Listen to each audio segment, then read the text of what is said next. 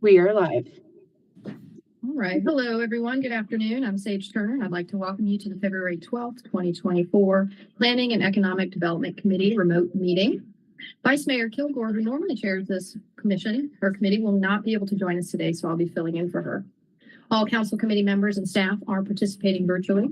To help our audience follow along, I'll state each section of the agenda aloud as we proceed. We are streaming live on our Virtual Engagement Hub, which is accessible through the Virtual Engagement Hub link on the front page of the city's website.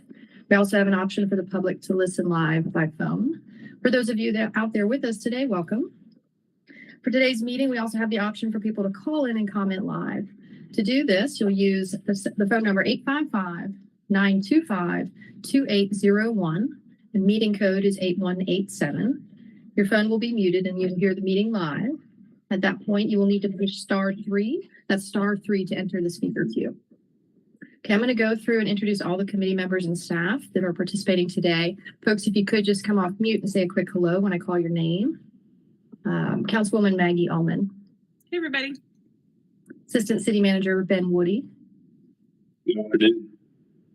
Assistant City Attorney Janice Ashley. Good afternoon. Interim Transportation Director Jessica Morris. Hi there. Transit Planning Manager Amber Wagner. Good afternoon. Planning and Urban Design Director Steph Dahl. Hello, everyone. And Urban Planner 3 Vidila Sapka.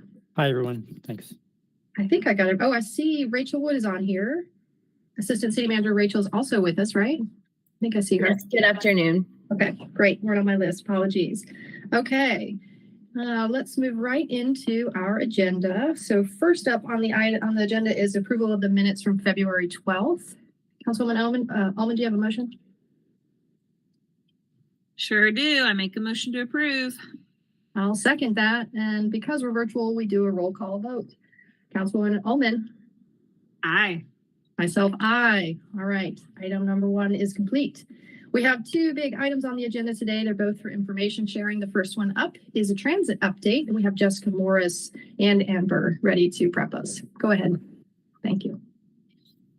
Hi, thank you. Jessica Morris, Transportation. Amber and I are going to tag team this presentation, which is a little lengthy, but hopefully we'll get through it in a timely manner and have time for questions at the end.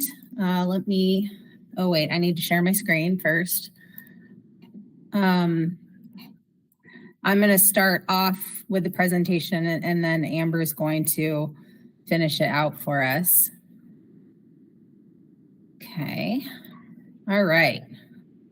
Slideshow. Okay, so I can't see you guys, so chime in if you need me to stop. So starting off with our key takeaways, since 2016, the city of Asheville has invested a lot of general fund dollars and other dollars towards city transit, and those investments continue to go up every year. Additional revenue is needed in order to maintain our existing service levels, as well as to purchase the needed vehicles for our fleet and facilities as well. Continued implementation of the master plan that was adopted in 2018 is going to require additional resources above what is needed to maintain existing service. We'll talk about the previously budgeted $300,000 that we had intended to work with the county on a regional transit master plan. We will talk about what our recommendation is for those funds. And then our plan is to come back and give a similar update to the full city council during a future agenda briefing meeting. So, overview of our presentation, I'm going to start by giving you a background and existing service summary. Then I'll talk about revenue and expenditures. And then we will talk about our fleet, our facilities, specifically Art Place. And then we'll end with a conversation about the $300,000 that was budgeted. So quick history, the Transit Master Plan was adopted in 2018, and it was a 10-year plan that had recommendations for each year. And then fast forward to January 2020, we implemented a portion of that first year of the transit master plan, and that equated to about a 25% service increase. And that included new routes, new frequency, and crosstown routes was a big part of the service update. It was really aimed to improve service on our most busy ridership routes and increase efficiency. A couple months later, right after we implemented that big service increase, March 2020, COVID happened. We had originally budgeted to increase frequency on the S3 and the S6, which is the next piece of the master plan's recommendations, but we had to press pause on that due to COVID and driver shortages. And really when we go to expand service, we will add service to the S3 and the S6, as well as late night service. Those are the next two things in the master plan. But I have TBD on there because there's a lot of resource needs that would need to be obtained before we would be able to do that. So our transit consists of fixed route, which is our ART system. And we also have to provide paratransit service that's federally required. And so we actually contract out our paratransit service to the county, which is a mutually beneficial thing, financially and capacity wise. Our budget for transit, just to give you a sense of how it compares to the overall city budget, is about 8% of the overall operating budget of the city. Our biggest expense is the RATP Dev contract, or the contract that we have with a service provider to provide service and maintenance of the system. Another big expense is the paratransit that we again contract out to Buncombe County. Just a note, we are in the 7th year of an 8-year contract with our current service provider. So we will need to be putting out a new RFP in the next several months in order to have a new service provider and have time for transition as well. There's 19 routes currently. Generally speaking, we run from about 6 a.m. to 10 or 11 p.m. And our current level of service, we measure that in revenue hours. And so right now, our level of service is 101,900 revenue hours per year. And just a positive note, we do appear to be stabilizing and even increasing in our ridership numbers after we saw about a 30% decrease due to COVID. We are now seeing that number stabilize and increase, and we've seen about a 20% increase the first 6 months of this year over last year's first 6 months. So we're continuing to track that, but that's a positive trend. So we're turned now to talk a little bit about revenue and expenses. The city's general fund, as well as the parking fund, contribute the majority of the funding to operate both ART and the paratransit service. And as I mentioned, our existing levels of service, our funding is not sufficient in order to maintain that level of service, as well as facilities and fleet needs, let alone future expansions. We have had to use ARPA funds to fill the transit fund deficit in the last couple of years. And the parking fund has contributed nearly $7 million to transit since 2019. And then just to note, we do get federal funds, and we'll go over that, but one of our major sources of federal funding, that our share of that pot of money, which is a non-competitive allocated formula fund, that share has gone down since about 2015, and that's due to a change in the way that formula, in the formula that the MPO uses to allocate those funds. So this is a graph specific to that non-competitive formula grant. It's our 5307, which is our urban funding. And it's the biggest piece of the federal funds that we get as a whole region. And then that share is sub-allocated out to the different transit agencies. So the blue line is the city of Asheville. You can see starting in 2015, took a steep decline.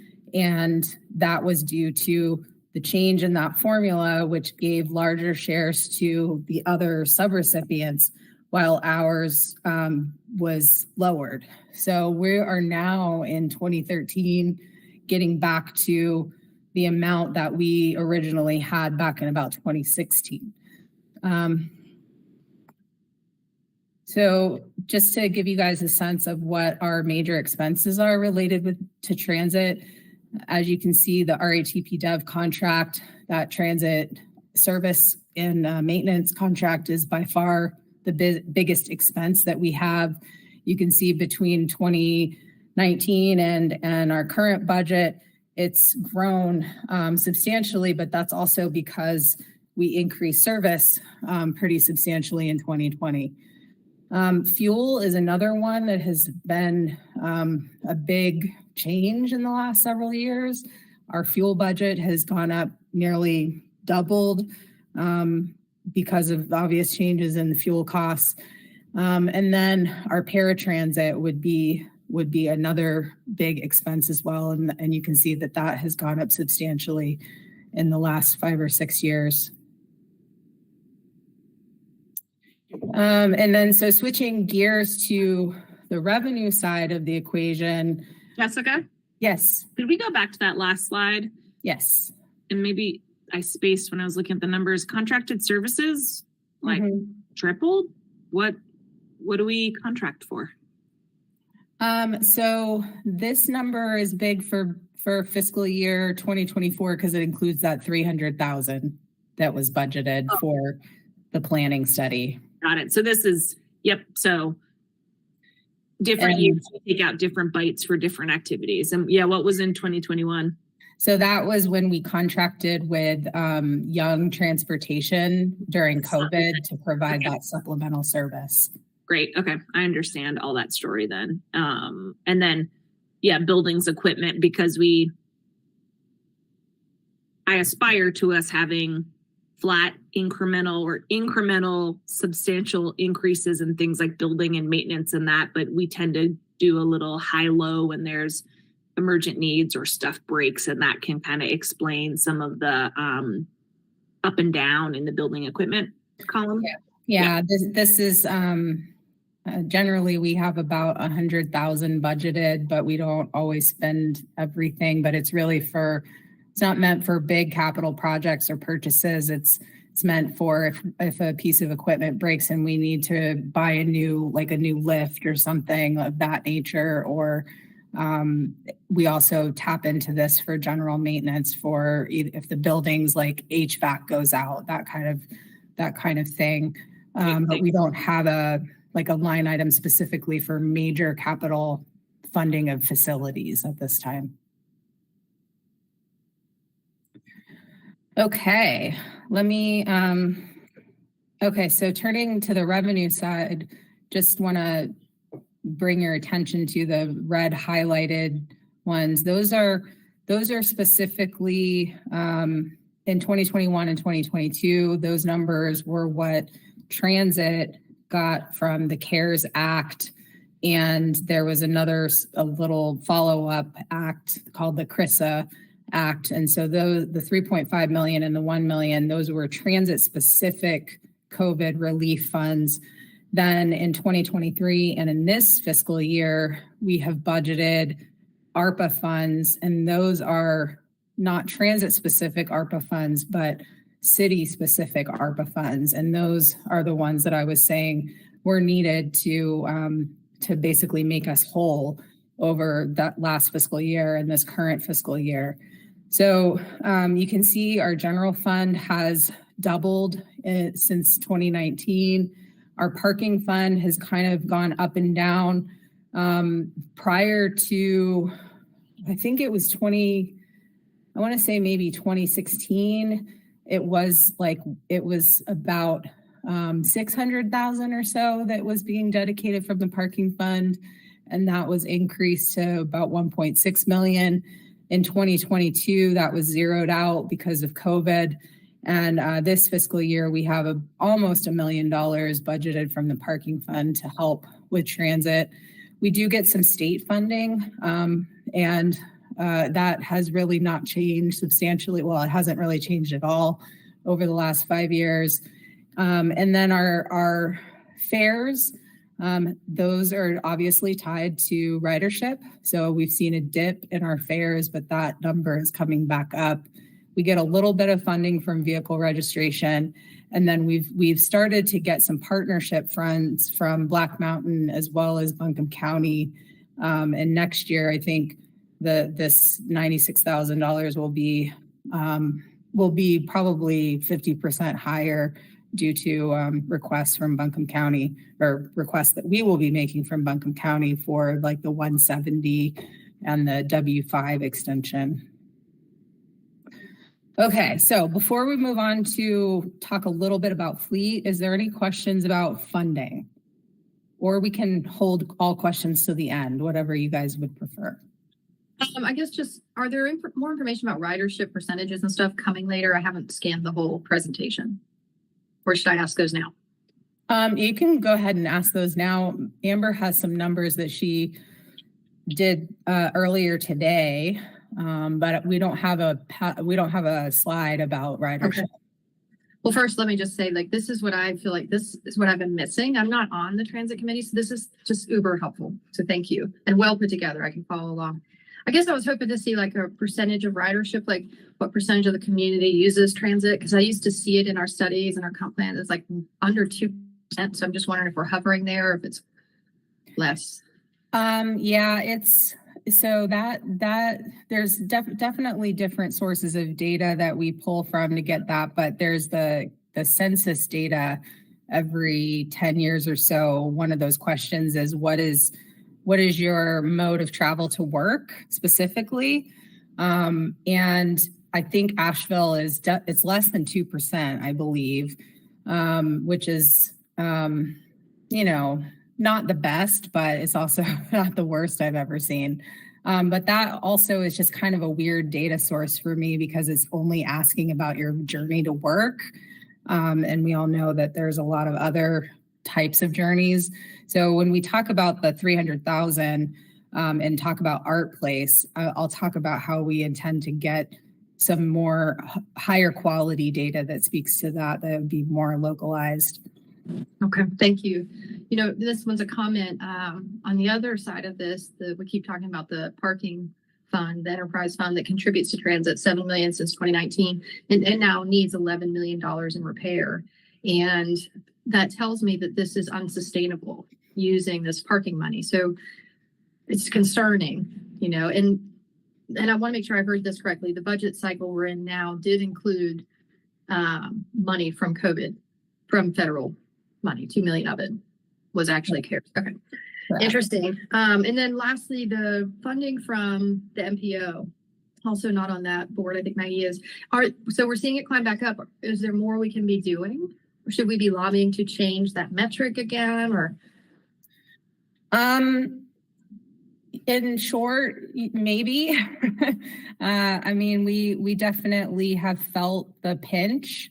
There's a couple other sources of funding that we apply to the MPO for every year, which actually at this past council meeting you guys approved. It's our 5310 and our JARC application.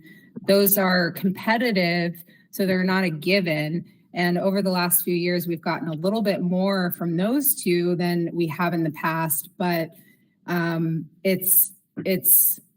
those not being a dedicated source of funding makes it more risky for the city. So if we were able to get more of that 5307 funding, I think that would be overall better for the city because it's a given and we know what to expect. Right. That makes sense. Okay. one last question and then we can move on. So if 60% of the revenue is coming from local government, so 40% is coming from federal grants and elsewhere, is it true that the best way to increase our application and receiving of grants is to have increased ridership? Is that what I remember, and how these worlds are built? The more ridership, the more accessible grants, that kind of thing. And also coming along with like buses, like if we increased our ridership, do we not open ourselves up to greater revenue options? Amber, I might need your help answering that question. And I think I learned that from like a grad school transit planning class. So I don't know on the ground. The actual urbanized formula that we our passengers and our revenue miles traveled bring funding into the urbanized area. But our allocation formula, the way that it has been, how the allocation formula is right now, we do not get the credit for those revenue miles. We do for the passengers. So it's a different formula coming in than going out. Okay. I'll have more questions help? about that in general, but we don't have to talk down this meeting. That's just okay. Thank you. Okay, so this next section is about fleet, and it's really quick. We're not going to spend a whole lot of time on fleet. I think you guys know our fleet is not the best at the moment. We have 35 buses. Half of them are over 500,000 miles, which is bad. Your useful life for a bus is generally 500,000 miles or 12 years, and we have exceeded that for half of our fleet. So because of that, we have had to spend additional funds that we likely would not have had to spend if we were able to keep up with fleet purchases more regularly. 5 of our 35 buses are the Proterras, which I won't get into that, but that has been problematic for us when you have a decent chunk of your fleet that has been either inoperable or has limited range. It just puts additional strain on the rest of your fleet, which makes those buses age out more quickly. But in good news, we have recently received 4 new buses back in October. And then at your last council meeting or 2 council meetings ago, you approved a purchase for 3 new buses. It takes about 12 to 18 months to receive new buses. And so we expect to get them in early 2025. And generally speaking, in order to keep up with a healthy fleet, we need to be budgeting and purchasing 4 to 5 buses per year. Sorry, my dog is going crazy.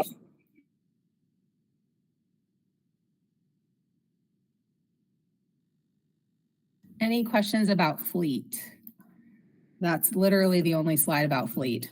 So the ones that I've heard about that were electric, but couldn't maintain charge and were too long for some turns, I hope that these are correct details. We're still using them. Those are they were mentioned somewhere in there. Those are still in use. Yes, when they're running, yes. When they're running. Yeah, we have about any week there's between 2 to 4 that are down. So as you guys, I'm sensing you're prepping us for like, how are we going to capitalize this? Do we ever, sell the ones that don't meet all our needs to fund new ones? Well, that is something that we've been contemplating. It's particularly complicated because the company Proterra has gone out of business, and they've sold the business into like 3 different chunks.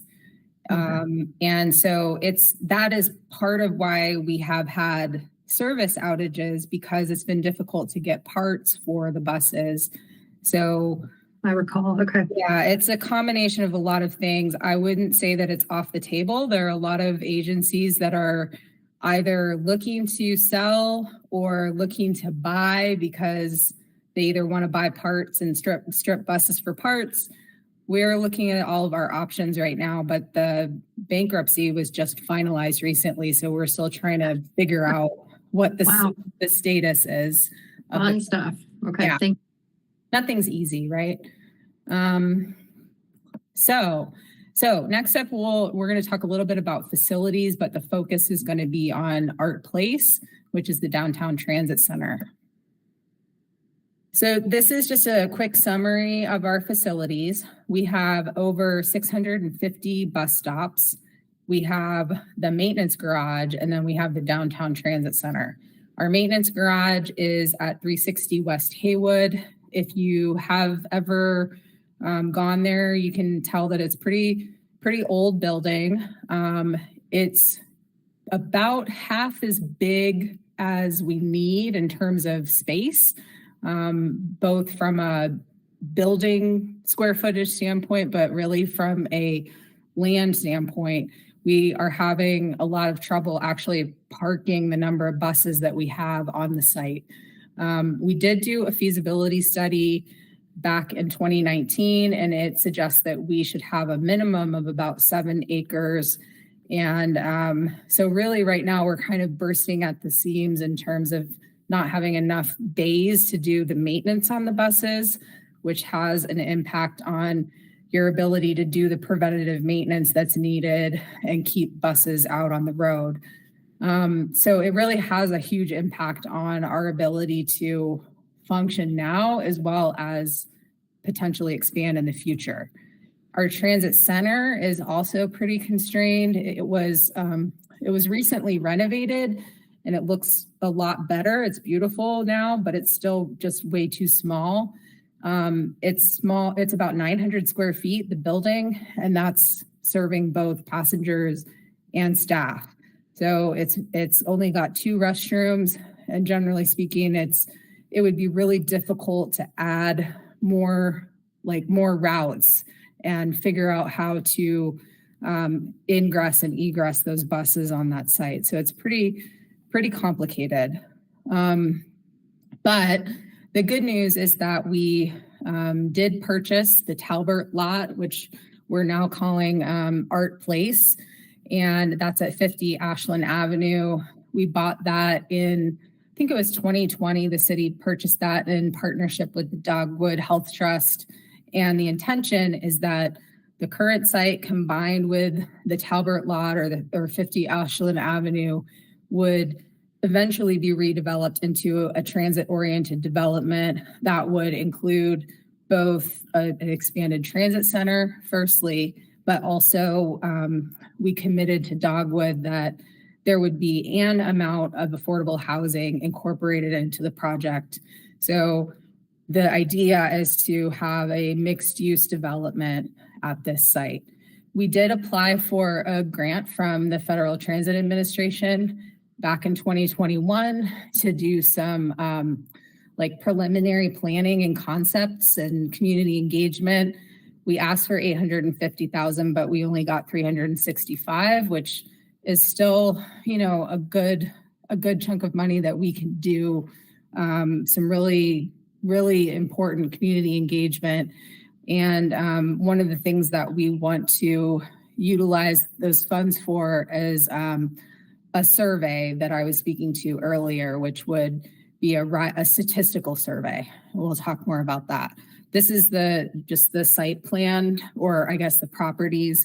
It's about 1.5 acres total, and it's right across from the Buncombe County's Health and Human Services, as well as I think potentially a planned site for affordable housing for them as well. So there's a lot of opportunity here.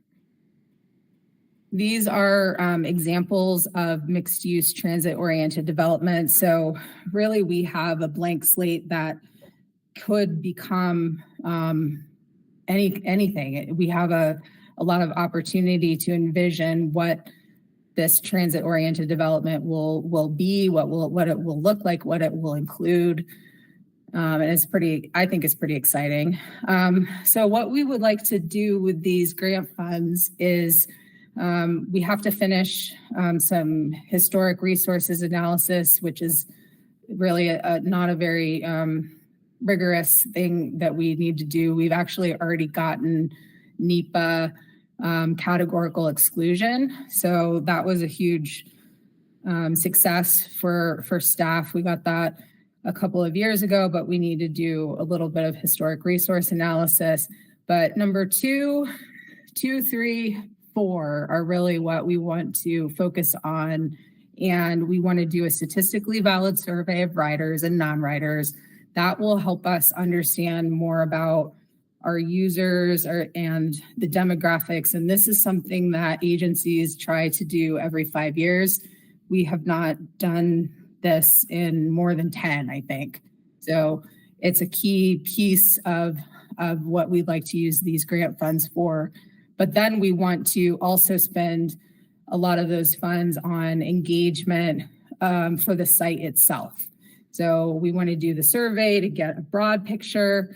That would also help us with what we want to do with the $300,000. But we then want to have very focused community engagement to talk about Art Place and what that site could be, and come up with some concepts that we could then, pending more funding, we could take towards a design and construction in the future. Okay. I don't have a question, but a quick comment to say, I'm sorry, Maggie. Yeah, I have Go a ahead. couple questions on this one. Thanks, Sage. What is the timeline for this work with the FTA funds on the Art Place? Like, are we going to be done? When will we be done step 4? Well, we haven't started yet. So we had intended to begin this in FY24, so the current year. And we've held off because we wanted to have conversation with the council about this and the $300,000. But our intention is to put together an RFP and then start this work in FY25, with my goal for completion would be perhaps the end of FY25. And is there, because the FTA gave us this money in 2021, is there any, I know COVID was intense, but some of the timeline, Yeah. I'm having my own like average person reaction to like wondering what we're gonna get in such a long timeline. I have a concern or a worry that we're going to have a really cool plan that everyone touched that also doesn't move forward for more than $250,000. And to hear, like, we do community engagement a lot, and it usually doesn't cost $365,000. So I guess I need some help translating your expertise and like why these steps are explicitly necessary and what we're going to get from it. And then to wait another more than a year, 5 quarters to get there makes me concerned about this project fundamentally. Like, so I guess, yeah. Yeah. So I hear what you're saying. And what I would say is that this is like the first baby step towards what is ultimately going to become a multi-tens of millions of dollars project, right? It's going to be a huge mixed-use development project. I shouldn't say huge, but it's going to be a mixed-use development project that will include affordable housing, transit center, and question mark, like what are the other kinds of complementary uses that could be included in this building that would be beneficial to downtown, beneficial to riders, and like really leverages the other developments that are happening in that area. So it's going to take some time coming up with concepts, and we absolutely want to work with the rider community and the downtown community to come up with what is going to be the slate of uses included in this building, and then how, what is it going to cost to do that? Once we get that together, then we are in a much better position to get an actual design and construction grant from FTA or mostly FTA would probably be the funding partner that would come through, or it could be a P3 project. So this is setting the groundwork for getting us a design and construction grant or other funding source. And the survey, the statistically valid survey, unfortunately, those are kind of pricey because they have to go out and get a very specific number of folks to take a survey within all of the different demographics that represent the Asheville community. So I think probably a third of our budget is going to go towards that piece of the overall grant funds. Does that help? Yeah, just some of the more detail is helpful. I understand the scale. I'm eager for us to move forward.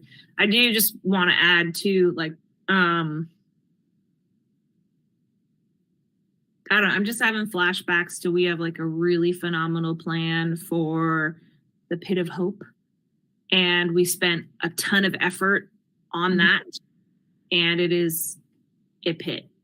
Right. And I want an awesome transit center and housing that, quite frankly, I don't even know if we need complementary uses. It's going to be hard enough to pull off those two. It could be. Yeah.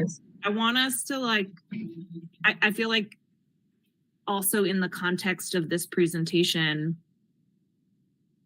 we need to have an effective, functional system, and having high aspiration and big vision might have tension with that. And so I'm not saying to have zero vision. I'm just saying, like, how can we be pragmatic, quick, efficient, and effective?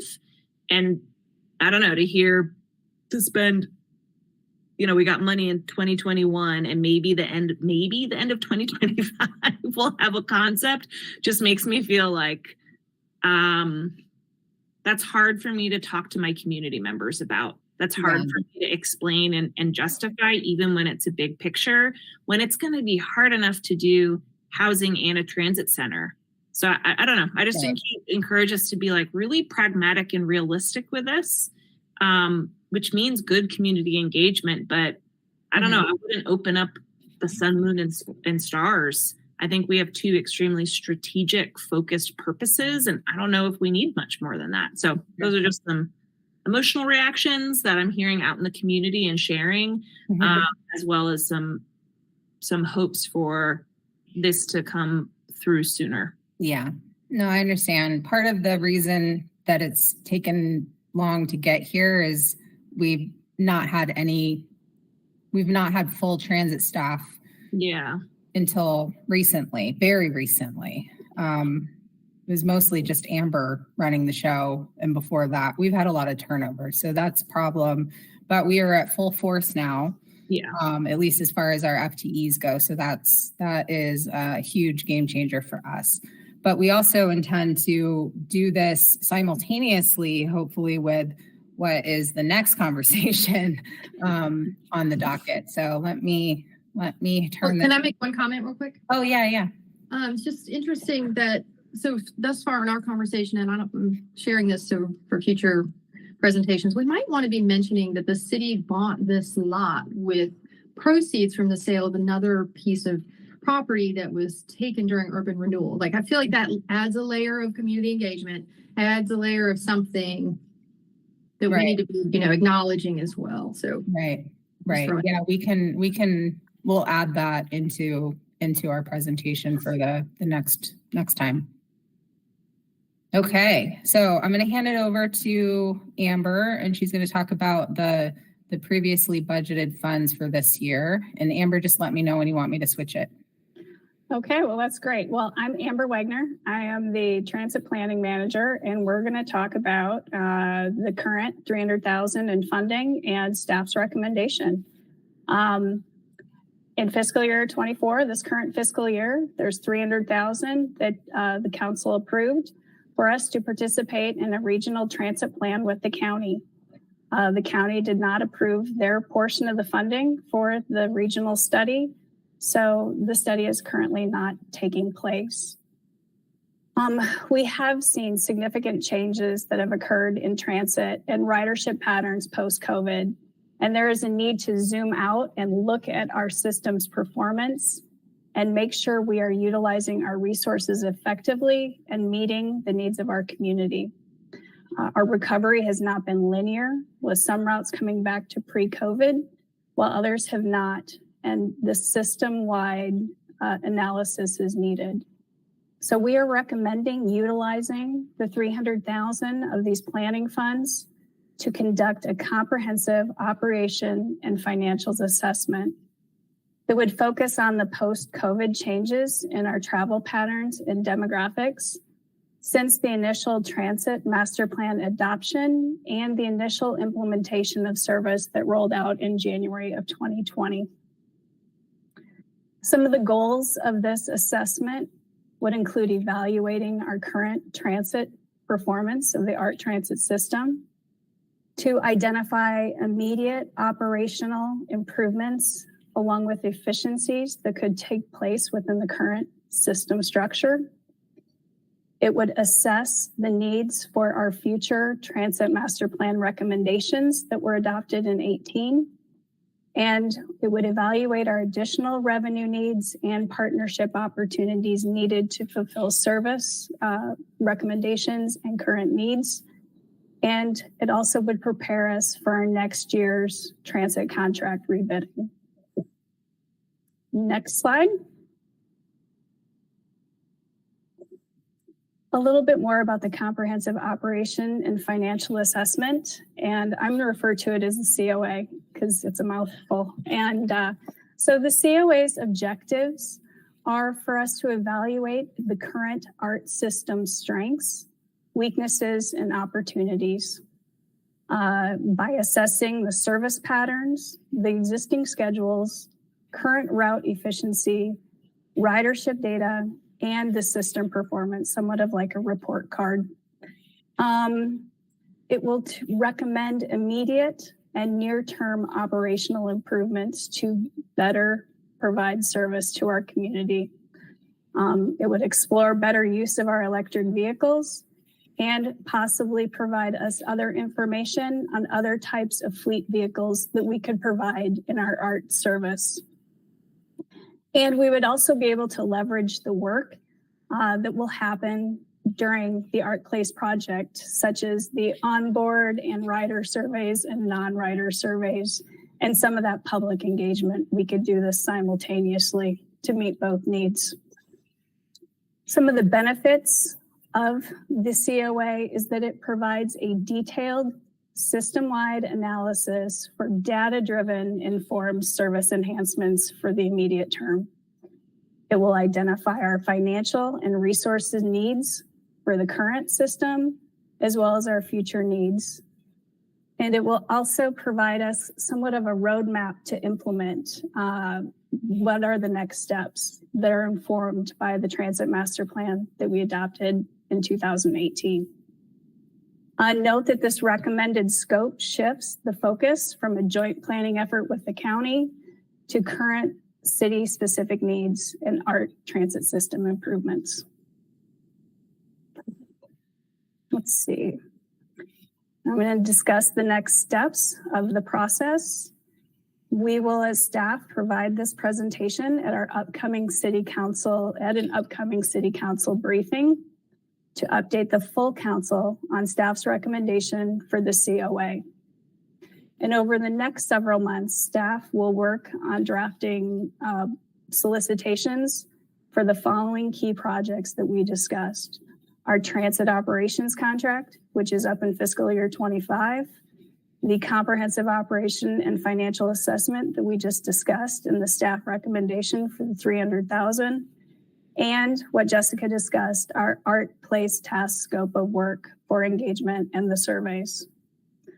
All contracts for the services associated with these work plan items will require City Council approval. Next slide. And just discuss and go back to our key takeaways.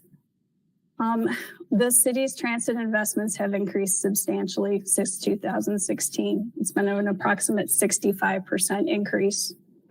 Additional revenue is needed to just maintain our base level service at existing levels, while funding is also needed for fleet purchases and facility improvements. Continued implementation of the Transit Master Plan that was adopted in 2018 will require additional resources above what is needed to meet our existing service levels today. And staff is recommending that the previous budgeted $300,000 for the Regional Transit Master Plan be used to fund our comprehensive operations and financial assessment that would take a system-wide analysis of the current state of our transit operations and system performance. And next, our staff will provide a similar update to the full City Council during a future agenda briefing. Are there any questions? Thank you. Thank you, Amber. Thank you, Jessica. I guess I have one more question and possibly suggestion. The input that we have received just in our inboxes was perhaps what I understand to be, instead of spending the money doing this, what you're recommending was to go ahead and implement route expansion in South Asheville, right? Is that what I understand to be? Okay. Are we going to speak to that at all at some point before maybe at the agenda briefing? Or I'd just like to hear a counter to why, like, is that something, you know, how did staff weigh that? And then secondly, this is like a bigger scope. Now, I mentioned in the beginning, I'm not involved in transit or any of our multimodal committees. So this is kind of a bigger picture, but a lot of what I'm hearing in our transit management is, you know, we've got aged fleet, we've got growing wages, we've got expanded route needs, all this stuff. But is our goal underlying all of that to grow ridership? Yes. We're not, okay. Yes. Okay, that is the goal of all of that we're doing, right? Okay. Yes. I kind of Yes. just want to hear Yes. that. Okay. I have that question too, Sage, of like, I'm very involved in the transportation stuff, from transit to multimodal to greenways to all of it. And it's hard for me to answer. We've invested a lot more money and we're doing a good job. It's paid off. What I hear is like, and we're really in a tight place with money and need more, but I don't have a sense of what have we gotten through that substantial investment increases over the last several years. And so really getting clear on metrics that matter to the community. Like, I understand the 10,000 service hours might be an industry metric, but that is, I don't know what to even do with that. So having some of that information would be great if, like, soon, if we could see kind of like the ridership trends as it correlates. Is it Right. cost per rider, like just some more depth, not just one metric. That would be really helpful from a leadership standpoint to advocate for doing this type of work. Yeah. I have We can, questions. I jumped in on Sage if you wanted to go. No, it's just, I think that's the sense I'm getting. Like, you know, we're doing a lot right now in our planning for what I would say is addressing decades of deferred maintenance across the city, right? Whether it's a park or a facility with offices or a pool or a bus system, whatever it is. So I'm looking as a leader to not just look at 5-year gap solutions, but like, are we leaving the city in a better place for 50 years from now? And what does that look like? So to me, that's why I started asking about, like, is ridership ultimately what will drive more access to federal grants? And if so, how does that play into all these decisions we make? So that's kind of where the zoomed out lens I'm using is, because I want to understand how to build a ranging transit system that can get more cars off the road over time, that can be more efficient, more timely, more frequent. But I don't understand how we get there. So not to be answered today, but just so you know, that's where I'm at in my councilwoman role right now. I want to understand how we get there and build a robust system that we don't have to limp along like this every time.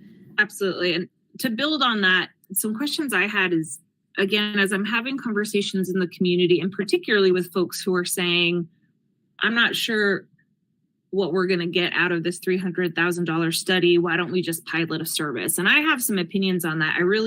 I feel pretty strongly that piloting a bus line without knowing where the follow through money comes from feels pretty irresponsible to me, because people are going to make life choices on their transportation. And to me, a pilot means we might not follow through. Pilot means we're going to test this and we might stop. And so I feel really uncomfortable as a fiscal steward to pilot with something that people will start making life choices around. So where the money comes from is a different conversation. I think we need better service to South Asheville, 100%. How we're going to do that, where the money comes from, I think I would look to staff to direct us on that. But I think that's some of where that conversation had started. But I think what I'm hearing from the community is that's part of the transit master plan. Expansion to South Asheville is still important. And I agree. And though I feel like what I'm hearing from y'all with the purpose of this, I don't even know what we're calling it, the operations and financial assessment, is that we're concerned about the fundamental backbone of our system, how it operates, and we need to evaluate if there's ways that we make changes before we would expand anything. But I'm having a tough time answering to community members. This is an example of something we might learn from this study that we might change. And so when I read through, like, I understand some of where it's going, but when they say, like, well, what might we change? I say, well, everything's fixed route. Maybe we would have different methods. Or I say maybe our routes would change, but I'm speculating. So I know that you can't predetermine what technical consultants are going to come back with, right? But when we pursued the missing middle study, I said, we're going to do a missing middle study. Here's what it's about. Here's what it might mean. And some examples of things that might come back might be changes to the UDO around lot sizes. I don't have really good examples from y'all. I'm making them up, and that doesn't feel like I feel over my skis on that. So if y'all could give us a little bit more context of like what type of parts of the operational improvements we might anticipate, I think that would really help, because I think the community members who really care about transit and the transit riders want to have an awesome system. And you're our professional staff, and I trust your opinion, but I need some help kind of scaffolding where this is going, because it feels opaque. And in the opaqueness, folks say, then we should just fund a bus. And so I think there's a little bit of a disconnect in that scoping that I need some help with. I mean, I brought this slide back up because I think to me, those red numbers tell me that's not good, right? Like so we're looking at another about 500 to 600,000 for FY25 just to provide the existing level of service. Like the costs continue to go up, and we had to use stimulus funds or, CARES Act funds and ARPA funds to plug holes, big holes. And so we need to just take a look at what we're doing and say, what can we do to make these numbers not red anymore? What is the real need? And also look at the routes critically to say, okay, if ridership is our goal, would it be better to spend this chunk of money on doubling service here or quadrupling service here and maybe removing service from a location? Like, we're in this place where, well, every system is a balance of frequency and coverage. Frequency is what drives ridership. Higher frequency, like 10 minutes, 15 minutes on your major corridors. And then the flip side of that is, if you do that, you might not be able to go out farther, or you might not be able to hit all of the areas of the city. And so we've got a system that's maybe doing both of those things and neither of them very well. Does that make sense? So we need to look at our system and say, critically, what should we be investing our limited resources in a different way, or can we use different types of fleet or different types of service to get to a place instead of what we're doing now? So it's just really taking a more critical look at what we're doing immediately, but also saying like, hey, we can't just keep adding service without recognizing the increased costs and the strain on our resources that are back of house, right? we have increased our front of house service and we've like invested nothing in our back of house. And that is a really critical thing as well. So we're in a really not a great spot. Our state of the transit union is not great at the moment from a financial perspective. And we need to put that out there. We need to examine it critically, analyze where we can make changes, and be realistic about what the resource need and financial need is to add service to S3, S6, and beyond. And it might help also communicate that need to additional partners as well.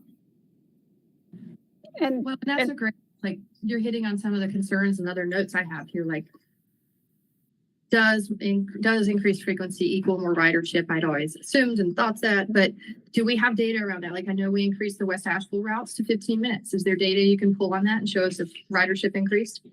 Also, then if we're talking about, like, it sounds like hard decisions are ahead, how much we can infuse capital, what kind of plans, like the deliverable I'm thinking from this funding and study is, are we financially sustainable? And the answer is probably no, but how are we going to get there? That's kind of what I'm thinking the best deliverable is from all this, that and preparing for the next steps. But I'd like to know if there's other things outside, like didn't the Biden administration have an enormous transit initiative? And is that trickling down to us ever? When might that come into play?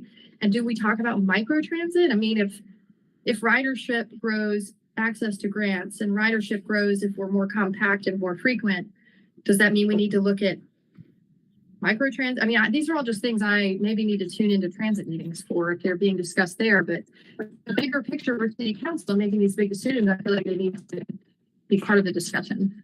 Right. And I'll end there. Councilwoman Ullman, do you have more? I know we need to get to the missing middle as well. If we could add in some of those examples and context, Jessica, in a way that helps, I think that that creates a fuller picture. And I can understand, like, Sage and I are a little bit like connecting the dots, and I don't love it. I would love to hear things are great, we have plenty of money, but like that I think this is helpful. I think that we need to have a real conversation about what I'm looking at this money, what I'm seeing is this government service, just like so many others, is getting substantially more expensive by the day. Right. Or urban growth is sprawling further and further by the day as we slowly work on UDO reform. And so our transit needs are growing, yet our state funding is completely flat. Our federal funding is basically flat. And so and our fares dipped. And so we need to figure out some solutions. And so I think pulling off the Band-Aid a little bit so that we can have real frank conversations will help us, and then having examples of what changes may be ahead without screaming fire in a building. You know, we don't want folks to be really terrified for months on end that we're going to cut their service. And that's not what I'm hearing. And I understand why we need to be very thoughtful and careful in what we articulate could change. But I think that could help, because I'm very much in the conversations with the community, and there's just a lot of speculation, and your expertise coming through is really, really going to help us, like, shine the flashlight for us. I want us to be together. Yeah, understood. Yeah, this was meant to be the beginning of the conversation of really, really talking in depth about this service and where we're at. And, you know, just a reminder, like this, we'll get through the study, we would get more demographic information, but you know, our last survey indicated that 70% of our users are below poverty line. I think 60% don't have a driver's license. So it's a service that is costly, but it is critical to our most vulnerable community members that rely on it. And one day, you know, we would love it to be better for everybody, including those users. and really can have a huge impact on quality of life for people. Being able to provide more consistent service and more frequent service can have a huge impact on affordability and quality of life. And so it's more than just like a bus going up and down. To us, it's like a critical piece of hitting all of the city of Asheville's goals. And that's why it's a public service, Yeah. right? Because if we didn't all pay our taxes into the kitty and then we all provide the service, only those with financial means would get the services we provide. And that's not the world any of us want to live in, Mhm. right? This is essential. And we need to, what I'm hearing is this operational improvement and financial assessment is taking into consideration that things have really changed in ridership and in the geographies and in operating the system since COVID and since we did our transit master plan. And so our transit master plan is still our North Star. It still shows us the vision that we want, but Right. there might be some nuances in what are the steps that we get there so that we can be financially responsible at the same time. And that I want to see that world. So this conversation is very helpful. Thank you so much. Mm-hmm. Yeah, Is there anything else you wanted to say, Amber? I just wanted to say, we want to make sure that the system is meeting the community's needs and if it's operating and working how it should, and it's providing a high level quality service for the community. A lot of these are implementation of the service improvements were rolled out based on a 2018 recommendation, and things have changed. So it's good to see what's worked, what has come back post-COVID from pre-COVID numbers, and what maybe can change, or if there's efficiencies. Usually with these COAs, the comprehensive operation assessment, usually they provide recommendations to for other service delivery. If they look at a route that maybe there's low ridership, there's different ways of providing it. And they may also look at the route and say, I think that travel has changed this way post-COVID.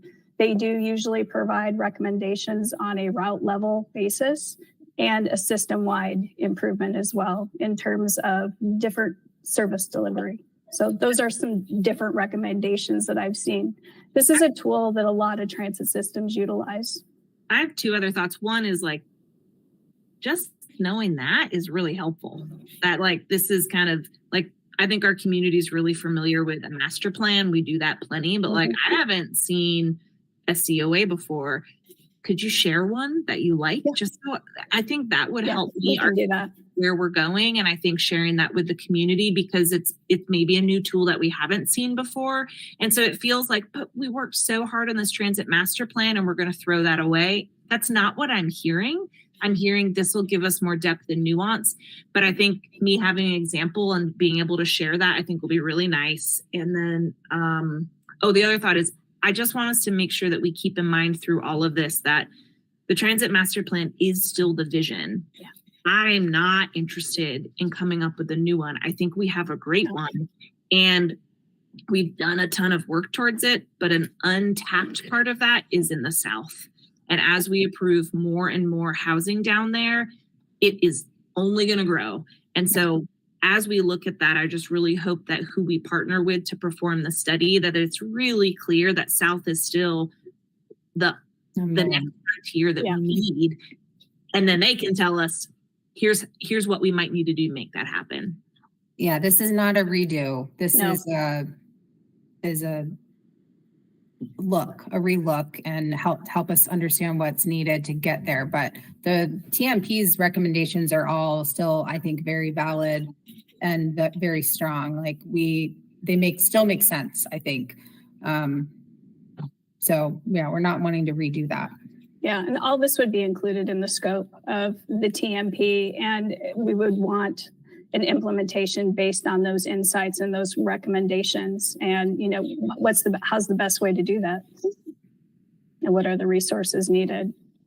Just one last thought to wrap us up too. If the transit committee had any input on this, it would be helpful to see that. I'm used to things kind of getting some more community for committee input before it just comes to us for a vote. So if there's that, please include it. Anything else for item number 2, transit, before we move on? Well, great discussion. I feel so much more informed on this. It's like if I could have sent you 100 questions, you just answered them all on that presentation. So I really personally appreciate it. Okay, for those of you listening at home, that completes item number 2. We're going to move on to our next item, which is number 3, also a pretty beefy item, missing middle housing recommendations. And Steph Monson-Dahl, our planning director, is going to say a little to introduce this. Go ahead, Steph. I didn't want to raise my hand. Thank you so much, Acting Chair Turner and Councilwoman Ullman, for listening into our presentation today. I'm kicking things off by talking about anti-displacement before we get into potential phasing for new ordinances and code around the promotion of additional housing through middle housing, okay? And so there are 3 things that I want to leave you with when we set this framework up for how staff is considering recommendations for anti-displacement in neighborhoods. The first one is that we do have a great understanding of the problem and the need for anti-displacement strategies. We get this both through data, and the data is not necessarily all new data. Some of it is actually through the Missing Middle Housing Report, to remind people that there was an anti-displacement risk assessment and recommendations for strategies woven in right into that study. But we also have a current examination of the housing market right now through our work with Enterprise, who is helping the city prepare an affordable housing plan. In addition to this data, we also listen to people's stories and real lived experiences. So we do that through community engagement, and we're doing that including community engagement with our legacy neighborhoods. And you can see you can see in that anti-displacement risk assessment how we have analyzed some of our neighborhoods for their levels of vulnerability at this time. Lastly, on that first piece, what I want you to leave with it is that we are committing to uncovering every opportunity for anti-displacement strategies, but we are not there yet. The second part is that we are using a very widely adopted framework called the 3 Ps to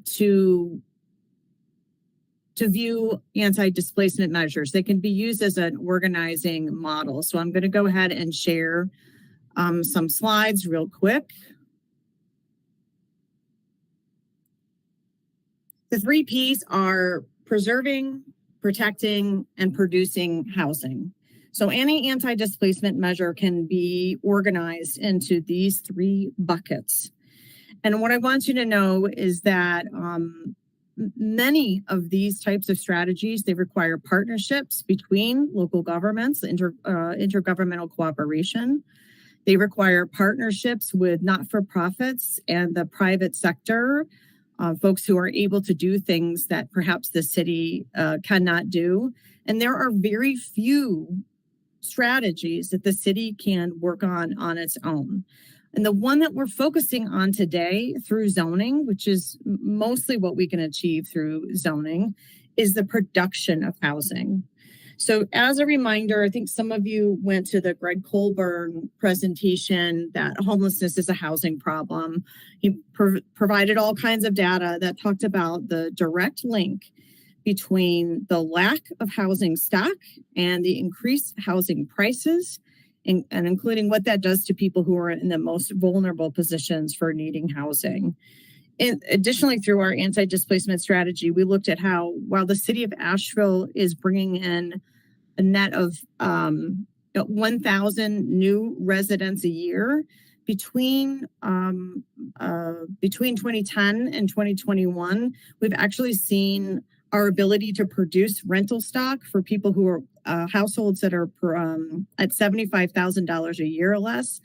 We were doing pretty good maybe 10 or 20 years ago, and now we're at a 4,000 unit just rental deficit, right? So again, we're understanding that there's a need, but we're looking at just the production. We will be looking at preserving strategies, and preserving strategies can fall under like estate planning, how you transfer titles, like keep wealth within communities. It also is home repair, those types of strategies. We'll be looking at the protection of residents. Those are things like tax abatements, fair housing, helping people who might be facing foreclosure. We'll be looking at all of those long term. And while this is urgent and important, this housing crisis, today, all we're talking about is housing production, right? And housing production is really about streamlining our ability to produce more housing through almost any means possible, right? We'd want to layer on other mitigation strategies, but that's where we're at right now. Some of our strategies eventually are going to be cross-cutting strategies. And many cross-cutting strategies we already participate in or partner in. So an example of a cross-cutting anti-displacement strategy is going to be community land trusts. It's going to be affordable housing trust funds. Those are things that we already have in our community. The third thing that I want you to be able to think about for our framework is that we are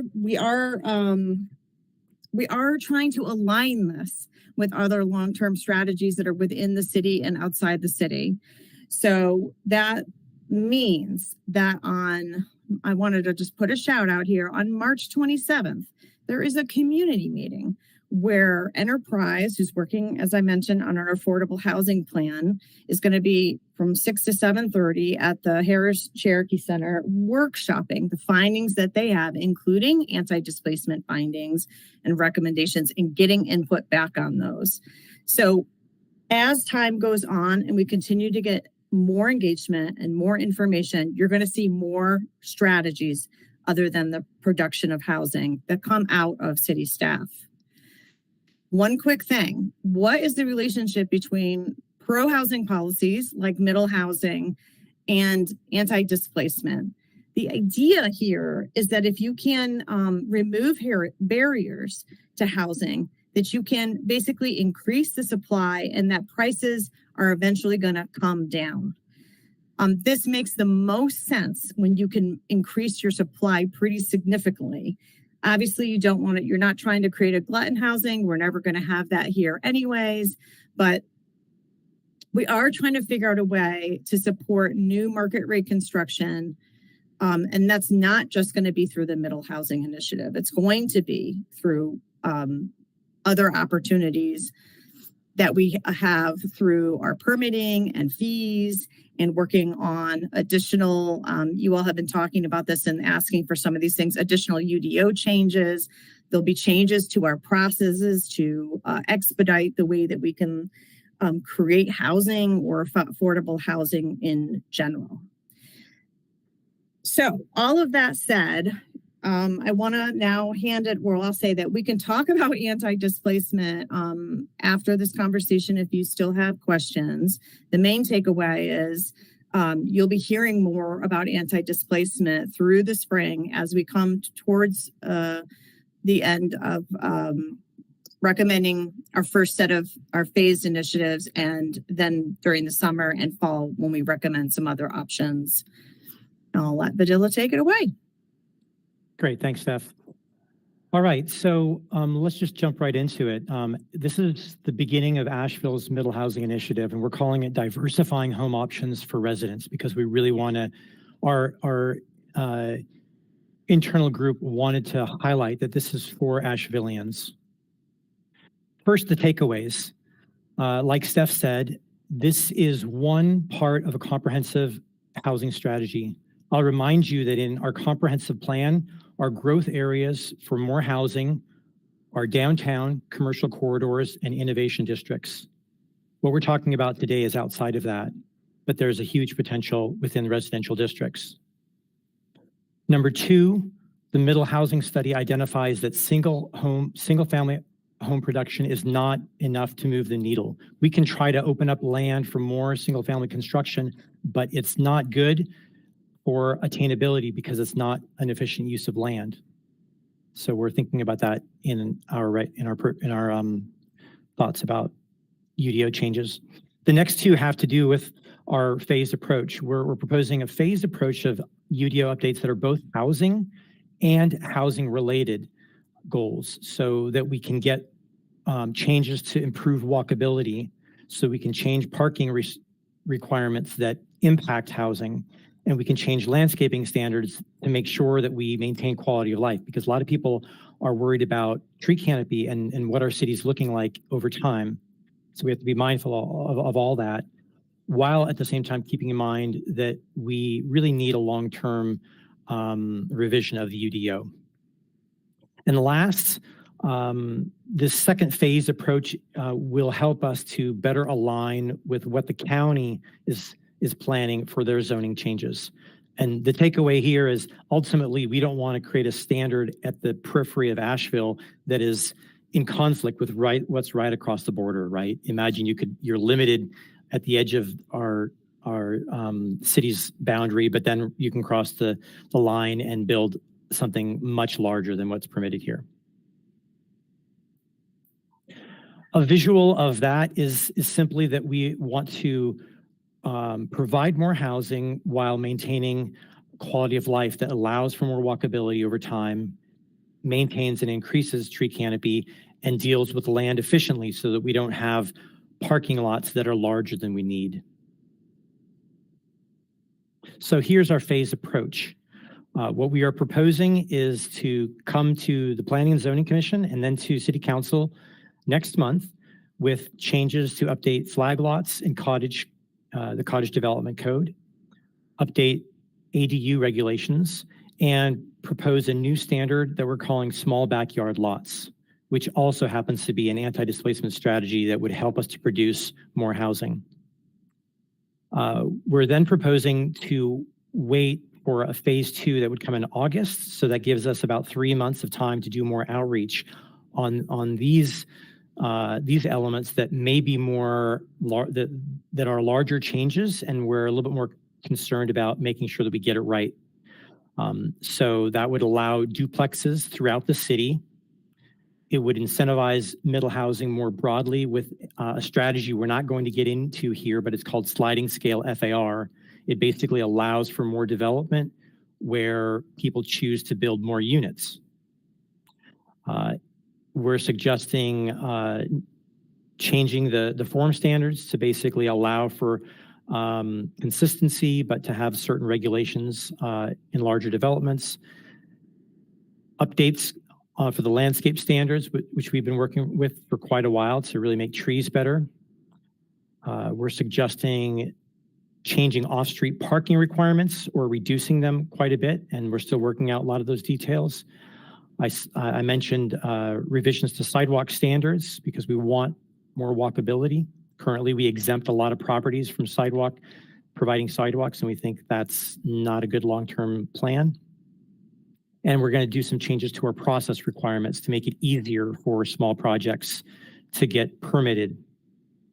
And then following that, in the fall and winter, we want to take on a much more substantive update to residential zoning districts.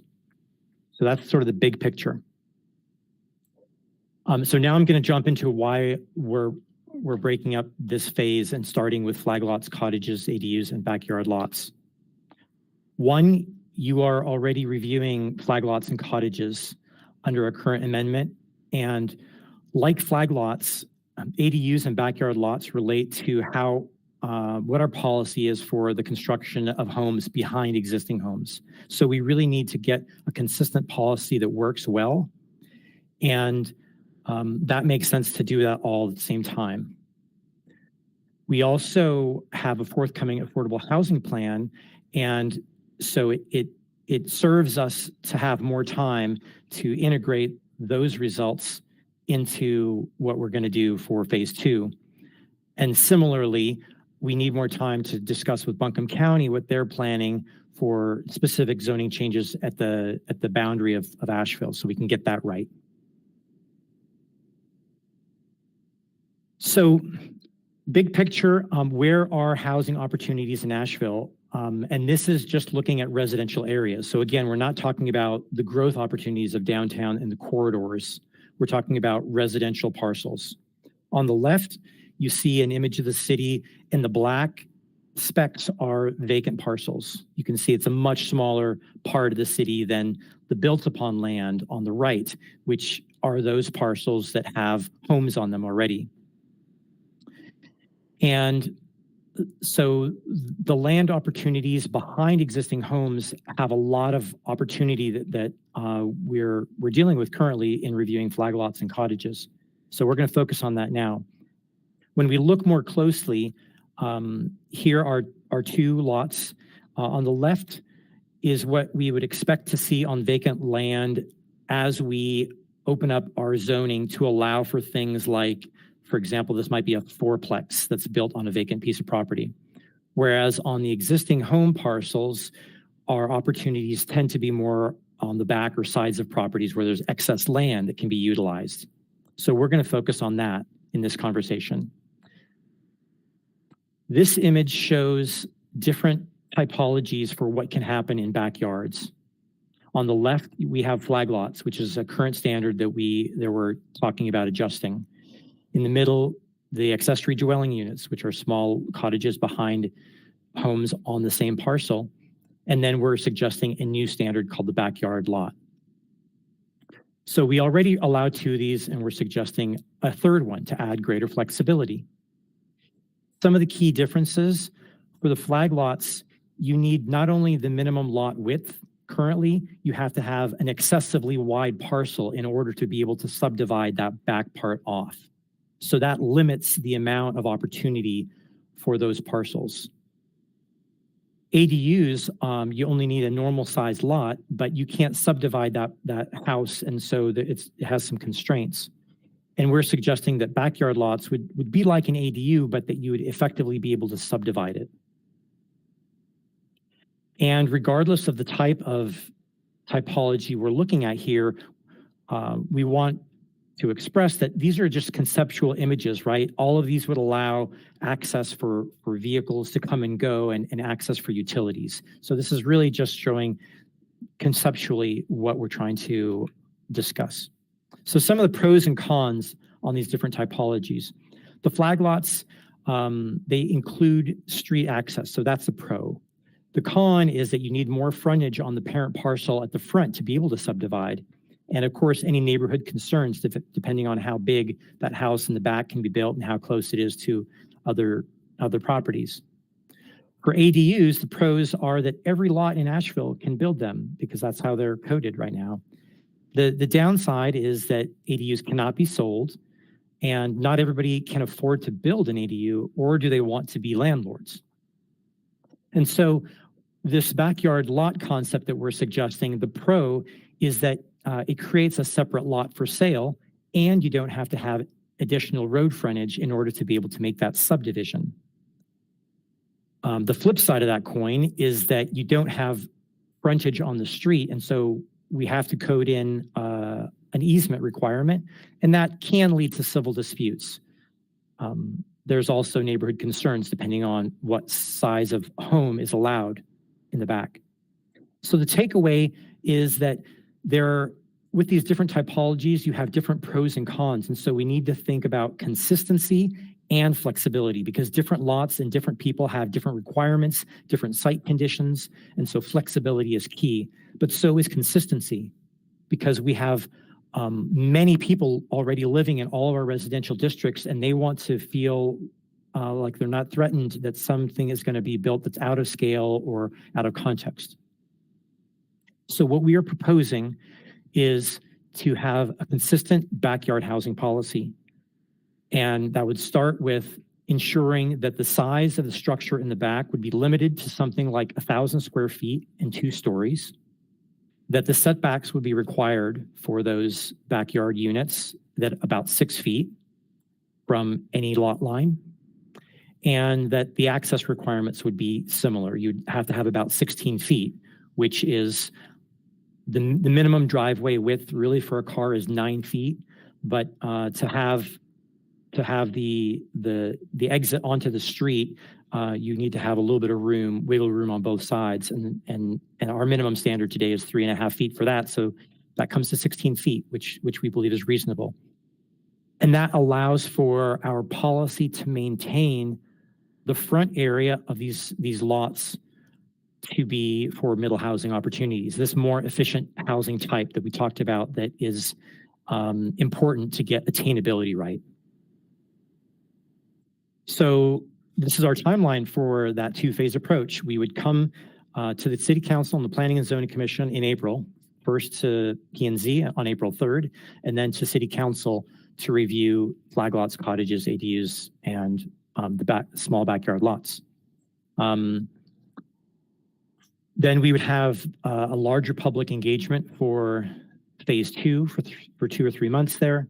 And then we would come to you for a much larger package that would deal with all the other items in phase 2. And then we would bring to you a phase 3 that would be even more comprehensive, looking at completely reworking our residential zoning districts. So I'll just show the key takeaways here again without going through them. And I will open it up to questions and discussion. Councilwoman Allen, go ahead if you have any. I have a lot of excitement. This is a ton of work. This is really a big movement from the 150-page report from Opticos to the type of distillation you've prepared and you're preparing, and I'm so grateful. I know it can take time in organizations, especially city government, but the haste is so necessary for our community, so a lot of gratitude. I have some questions on the phase 2 stuff, but like we got plenty of time on that, so we don't need to go into it specifically today, but things like landscape standards. What do we mean by that?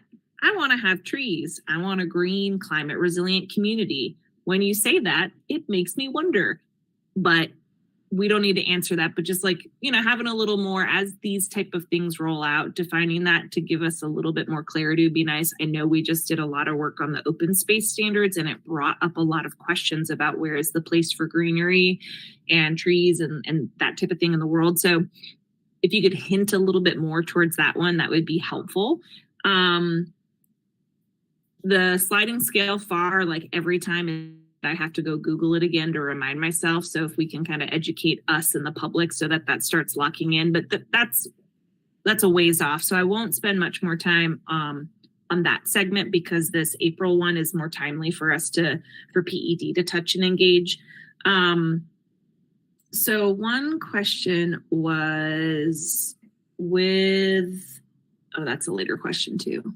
So the backyard lots, I just want to make sure that I'm distilling and synthesizing this. My general reaction is the devil will be in the details. Writing UDO and code is very technical, but conceptually, this sounds like a really interesting thing for us to pursue because my understanding is ADUs is something our community spent a lot of time on, but that fundamentally an ADU can only be built if it's tied to the front parcel's financing and lending. And so only certain people can afford to do that. And so that's really one piece of the puzzle, but leaves a lot out there to be that doesn't work for everybody. And so that can be a challenge. And then the Missy Middle study talked about minimum lot standards. And so what I think I'm reading here is that the backyard lot is a turn of phrase to tell us what we would get, right? You're essentially saying we could make the minimum lot standard smaller, allowing folks to choose to sell part of their lot to build homes, and that the size of what they would go in the backyard is capped to 2 stories or 1,000 square feet, which really sounds like it helps us get towards the goals of the Missing Middle study, because we don't want more 5,000 square foot homes in Asheville. We don't have a problem with that. We have a problem with homes that are attainable and affordable. And so opening up backyard lots as a choice for that landowner to have a small attainable parcel in the back gives a lot of choice for us to find kind of infill development in healthy places. So I just want to make sure I'm seeing a lot of like what we could do, and I want to make sure that I'm like distilling accurately some of the why we would do it and what it would help us achieve. So kind of a inquiry to like fact check me or nudge me in a different direction, if so. The other question, again, around backyard lots is around the connection to displacement, because when we initially talked about flag lots and cottage court at council a couple councils ago, we said that we didn't want those to come back until we saw some displacement strategies as well. And I feel like there is a real strong voice from across the women on council that we need housing and we need protection and preservation. And so just kind of want to hear a little bit more now, or when it comes to council, of connect those dots between how this is an anti-displacement strategy. My sense is that it allows folks the opportunity, that the pressure would be reduced for them to move and sell their home if they could, or even now I'm kind of like, what are those dots? You know, I can speculate, but having a little bit more teased out on how this does connect to that, I think is going to be really important to have that conversation with the community before this comes to council, so that I can be talking. Because right now I'm making some guesses on your professional recommendations that this ties to displacement, but I'd like to see that spelled out a little bit more. Great, thank you. So really quickly, just to mention landscape updates and the other changes, we will be planning to have draft code ready for the public to review after the April City Council meeting. So we won't be talking conceptually, we'll be talking specifically about what is being recommended. Just on landscape, I think it's an exciting direction we're moving to really make trees much more healthy based on guidance and best practices in some of the leading cities doing that. Great.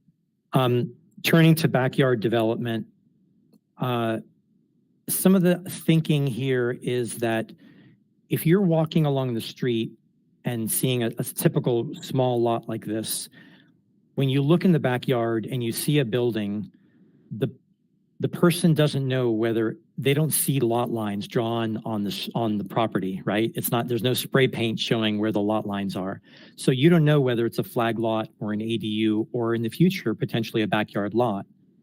And so what is important to get right is scale and context. We want to open up housing supply, because our middle housing study is identifying supply as a long-term anti-displacement strategy. Communities that have increased housing supply in the long term by setting policy up 10 years ago tend to have more affordable housing. So this is a anti-displacement strategy. It just comes on the longer time scale. Once we establish this, we may look back in 5 years and say that opened up 5,000 lots for small structures that are consistent with the neighborhood, and that, you know, that might be a good thing to do. I will highlight that we're suggesting, and you'll see this when we come to you with the code, we're suggesting that these standards for the flag lots and backyard lots would only be applicable to existing homes that have been on the land for 5 years, at least 5 years. Because the idea is we don't want people cutting up properties for new development, like the backyard lot, just to get 2 single-family homes that they can sell. The goal, right, isn't more creation of single-family construction. The goal is acknowledging that there is space in the back of existing yards that some people want to build on. And those homes in the front are going to be there for a long time because the capital has gone in to make them. But if we get a vacant lot, we want code that ensures we move in this direction that the housing study is pointing toward, which is middle housing. We prefer to see a triplex to go in than a subdivision to cut up their parcels like backyard lots and have one in the front and one in the back. So we came up with a clause that to do a backyard lot or to do a flag lot, which would be different from our current flag lot policy, but it would require that you have to have a home in the front for at least 5 years, and the structure in the back must look and feel like an ADU. So it's got to be 1,000 square feet or less. Thank you, Vidila. So I have a couple things. So one question for you just to ponder as you explore this area. In these, I appreciate the slide that's up because really the big difference is who owns that street for the flag. But I'm curious if there are lots in Asheville that are larger than this and could absorb 2 ADUs that would still meet the setbacks and so on. Has that been looked at? And the counter to that would be, and if it has, did that butt up against maybe getting a 4-plex or a 6-plex or something? Like I know you're deep in the weeds in this, Vidila, kind of like I get. So I'd love to hear your input on that. You know, it doesn't have to be in this presentation, but in general. Let me just respond to that quickly. Okay. So we are suggesting also we're expanding ADU regulations more broadly than just 1,000 square feet. We're suggesting that you can have an ADU with up to a triplex. So whether you choose, I think the idea is you can only have detached or. That's a good question. I think the idea is that you can only have a detached ADU and the home in the front. If you choose to build a duplex, you can have a duplex. You can have a triplex in the front and the ADU in the back. Yeah. Interesting. And this is where, like, Ben will remember this from his days at DSD, but you know, we run into construction of building code limitations when you put 3 units on a property, because you start to hit sprinklering and stuff. But if you can do a house with a basement apartment and then a detached ADU, you can circumvent that, which is in itself a means of more affordable construction. But I just be curious if, you know, we have some lots that would probably hold 2 ADUs that are 1,000 square feet, just as, you know, much blended in as some of the smaller lots with 1. So I don't want us to overlook that opportunity. Yeah, I'll just respond that the more we allow single family development, the more we're going to get it. And so by limiting the backyard unit to one unit, we may be helping to incentivize a better use of land for multiple units. That's one perspective, but we can definitely think about that. That's kind of what I meant by, like, is it butting up against getting the 4-plex or something instead, which wouldn't be great. The other thing is, so we're talking about all this anti-displacement. Are staff going to be coming to us in April with language around flag lots and everything that also has an option for some of the historic neighborhoods to opt out? Because that's what I'm hearing, right? That's the tone in the community I'm hearing. That's the feedback I'm getting. Is that something you all are going to be prepared to talk about? Well, so the idea up to now for this phase 1 is that we are basically trying to expand the development of ADUs or ADU-like structures, right? So that a smaller single unit in the back would likely be accepted across the board. I'm not hearing that, right? So I'm hearing that some historic neighborhoods would like to be removed from this planning. I just wonder if it's going to come down to, like, the check-in with council and if we're going to be prepared to speak to it. We don't need to address it now. I know that's kind of the community input I'm hearing. Okay. So just a heads up on that. Just the overall idea that if we're going to be doing missing middle initiatives, that we should just allow some of our historic neighborhoods that we're trying to protect, one of the P's, to opt out for now. We can definitely look at that. You know, okay. I think the big picture that we need to be sure to acknowledge is that the study and what we're suggesting is the rollout of anti-displacement strategies that would help Asheville comprehensively meet its long-term issues with housing and affordability. So that's the planner, right? That's the planner of both of us that says we need to do this citywide. But then there's the councilwoman in me that's been in this long enough to experience the neighborhoods that are not ready for this. So part of me is also thinking we may need to protect some of these neighborhoods until perhaps decades from now there are better tools for funding or something that allows them to grow those neighborhoods in the way that they wish differently. Like right now, we can't make any decisions about race. Plain and simple, right? But if we could protect neighborhoods in the hopes that one day different decisions might be able to be made, I might get on board with that because that's what I'm hearing from those neighborhoods. But that's different than like the wide sweeping, we should do this across the community approach.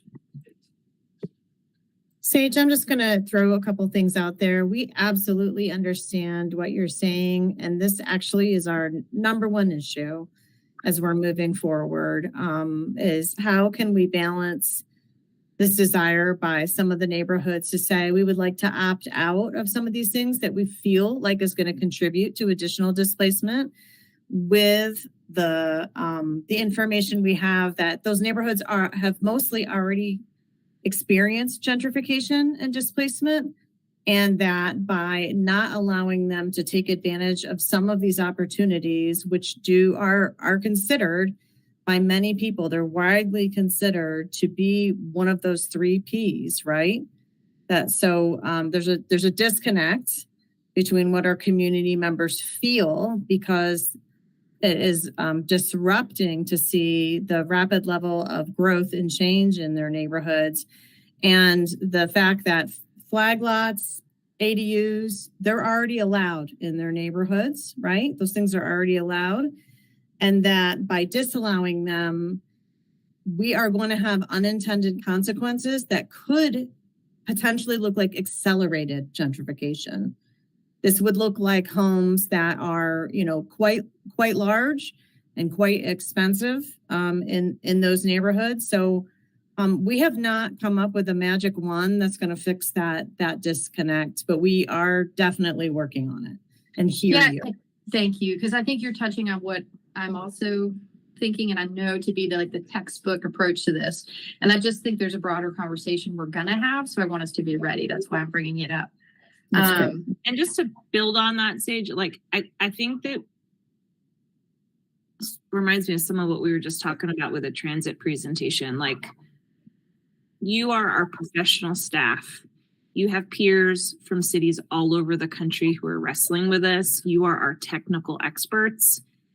Help us understand what your expertise is telling us. And we just have to be really direct. And I think your points, Steph, just now about the potential unintended consequences. What I'm hearing you say is if we just made a Swiss cheese map and protected some of these neighborhoods from changes in the UDO, it might actually drive up demand for McMansions in those neighborhoods, because suddenly those neighborhoods won't have any other choices for building.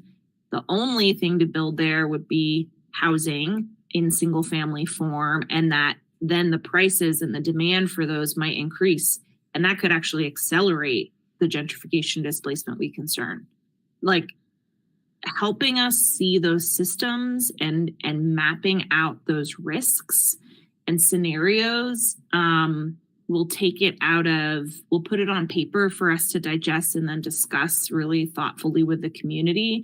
But I think there's a lot of speculation in this. And so having you all kind of pen out the logic in some of these concerns and pros and cons and risks, I think will be really helpful to inform the healthy community engagement that we're going to need on all of this, because we want to do this right.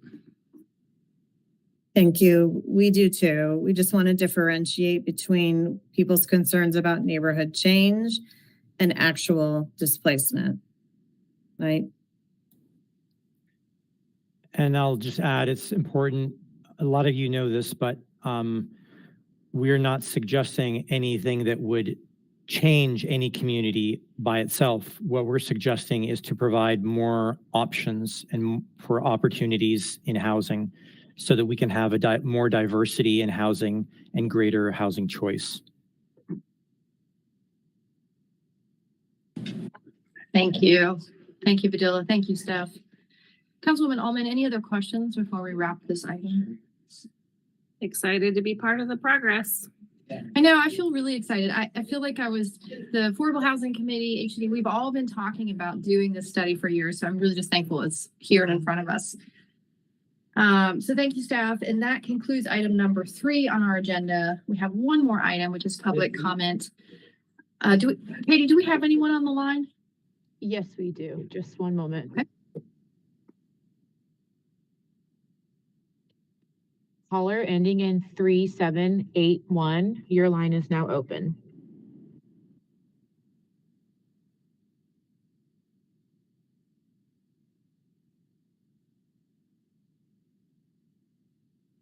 Caller ending in 3781. Your line is now open.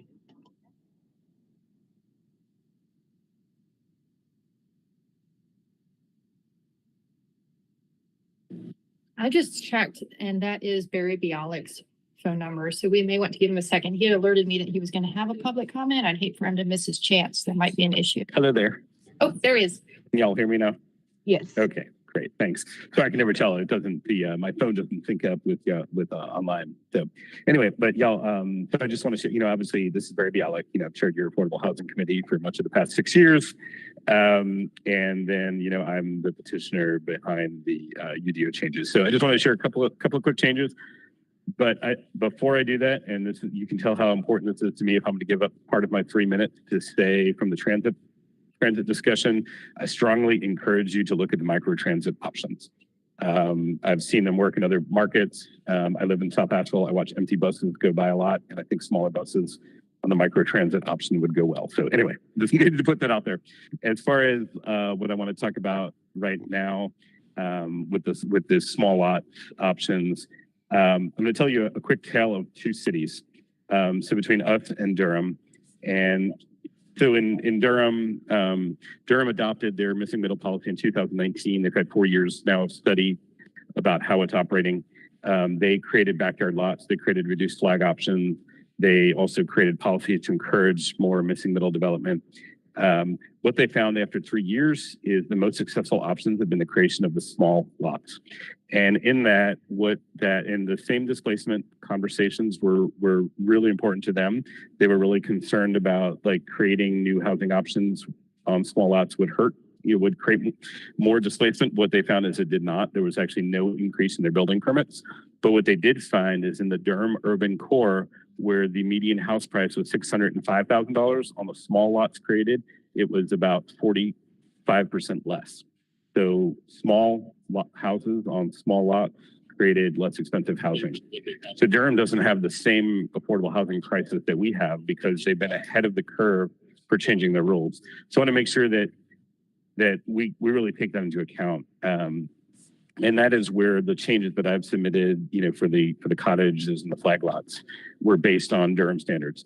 I also want to share, I'm developing in Durham. I'm building houses with our house factory in Asheville, but because of our restrictive zoning rules here, we can create more houses than we can put in Asheville. So we're having to look at other markets to put them in. So fortunately, Durham with their better rules is proving to be a market where we will put our houses built in Asheville into, which is kind of sad. So I closed on a piece of property, for example, in Durham that I did a backyard lot on. So I have experience doing the backyard lot process. Closed on a piece of property in the urban core of Durham in January. It was approved in a month, broken into 3 small lots, and we're working on our building permits now. We're going to build 3 small affordable-ish houses to put into Durham. But anyway, so what I want to share real quickly here is what I really want to make a point is of followed all the missing middle changes that are happening. And what we really need is an expansion of choices and not an HOA micromanaging direction of how to do it. We need to expand options and we need to look at vacant lots. I think the idea of restricting the rules, which is, I want to make sure you all were really clear on what Badilla was proposing there was that backyard lot. Sorry, I'll wrap up real quick, but that those changes were specifically only if there was a house up front, which is a dangerous precedent. It's not done anywhere in the state. Okay. I question its legality. Thank you, Barry. We're just over time. We appreciate your comment. If you want to send us your entire thoughts in an email, we'd love to receive it that way. Will do. Thanks. Thank you. Katie, do we have any other callers on the line? Let me reload and double check. One moment. No, we do not. Okay. Thank you, everyone. As you know, it is Southern Conference basketball in town, and I'm off to the game. I appreciate everybody's time. This has been a very informative meeting. And at this point, we are adjourned. Have a good evening, everyone.